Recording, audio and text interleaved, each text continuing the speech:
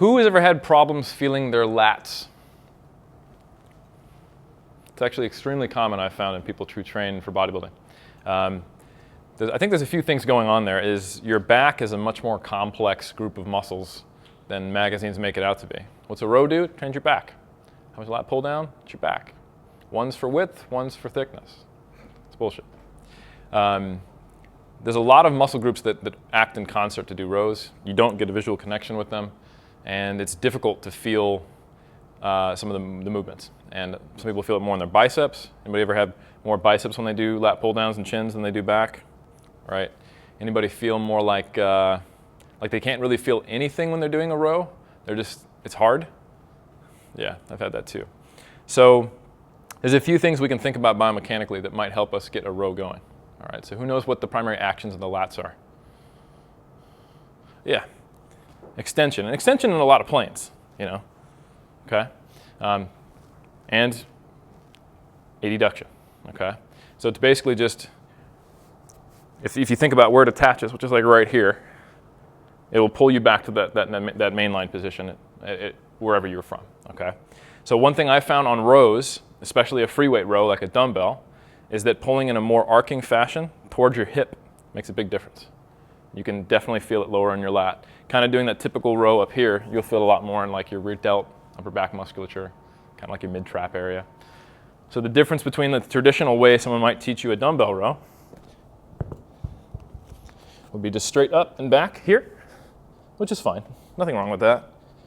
But if you think of trying to put it towards your pocket a little more in an arc, you'll feel a lot lower in your lat. A couple other things you can do is actually let your lat stretch. What I mean by that is not twisting into it, but actually letting your scapula protract and trying to let the weight bring you to the floor without actually letting your spine move, okay? So here would be your traditional maintain retraction for posture, because these 5 reps are gonna be better than the other 23 hours per day. Bullshit. Protract, retract into a row towards your pocket, squeeze at the top, and back down. Also, have more pressure on these 2 fingers, because that's where the line of pull is going to be coming from when you're going back towards your body. And that's pretty much it, honestly. A few other things you can do. Strap up. It'll take a lot more off your bicep, okay? When you're doing a cable row or a lat pull down, you can go thumbless. I found that's very helpful. You ever seen Jeff Alberts do rows? Anybody? So he'll do a lot of cable rows and just go thumbs up, right? And he'll be pulling primarily from the lower part of his hand towards his pelvis, basically, okay? And that's honestly changed my feeling my back completely. Sir? I find doing that, I have to use less load. Does that mean I'm getting less volume in my lats if I'm not feeling it? So if we had some way of actually calculating the volume load on your lat, But that's what I mean, so. That's the thing. So I think I'm a big proponent of, for most movements, do it correctly and overload it and let the quantitative numbers tell you the story.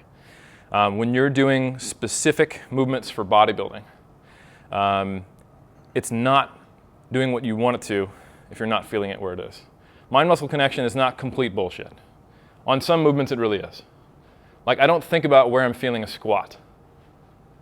You just squat and do it right, and it'll work itself out. It's a complex movement. Same thing with the deadlift. So we don't manipulate heavy, compound, dangerous, complex movements, right? Your deadlift, your squat, overhead press, right? These movements, do it properly, use the biomechanics that allow you to do it for a lifetime without injury, overload it. However, when you start doing like a dumbbell row, lat pull down, isolation movements, you can certainly go to town with all the like squeeze and pump stuff. And I do actually think it makes a difference to some degree, if you don't feel it very well. And the few compound movements where I do notice that there is a benefit from trying to focus on specific muscles or alter your form or alter your grip width are typically, they're still compounds, but they're like controlled assistance movements for the back. A barbell row, I don't find it's too much going on. You have to maintain basically the end range motion of the RDL while pulling on it. You know, it's heavy. You're trying not to cheat your hips into it, all that stuff. But a dumbbell row, a cable row, a lat pull down, these are all movements where you can alter it and feel it a lot differently. And I think that's Probably the only way that some people are, like, I think I had like a 90% hand raise and I can't feel my lats very well. It's really common. And I think a lot of that is because you can make the movement occur either through a combination of synergist muscles doing more work or momentum without actually hitting the main, which should be the primary mover, or at least feeling the primary mover, which should be the latissimus dorsi. Cool? All right, so I'll take a turn trying to do some dumbbell rows. Just to recap what I said.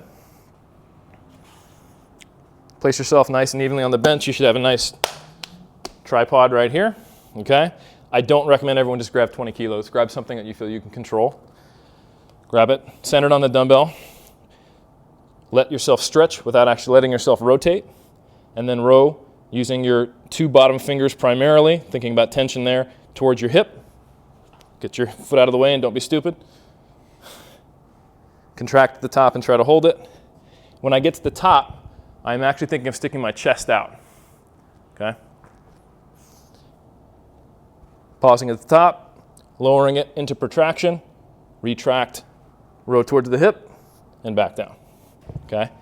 It should be slow when you're practicing this for the first time. We don't want to perform it slow long term, because you've heard me talk about tempo before. It doesn't really make sense to do really slow lifting, okay? It should be an explosive, concentric, controlled eccentric, so long as, it's not gravity doing it, that's what's fine. When you're learning something though, you need to go at a pace where you can, because you're consciously doing it. There's different stages of motor learning, and the final one is unconsciously doing it correctly. You're going to start doing it wrong and not even knowing why. Then you're going to start doing it wrong and seeing that you're doing it wrong but not even able to correct it. That's the frustrating phase. And then finally, hopefully today, we can get you to the point where you're consciously doing it correctly. But we have to be slow to actually have the time to think about that and be kind of cerebral about it.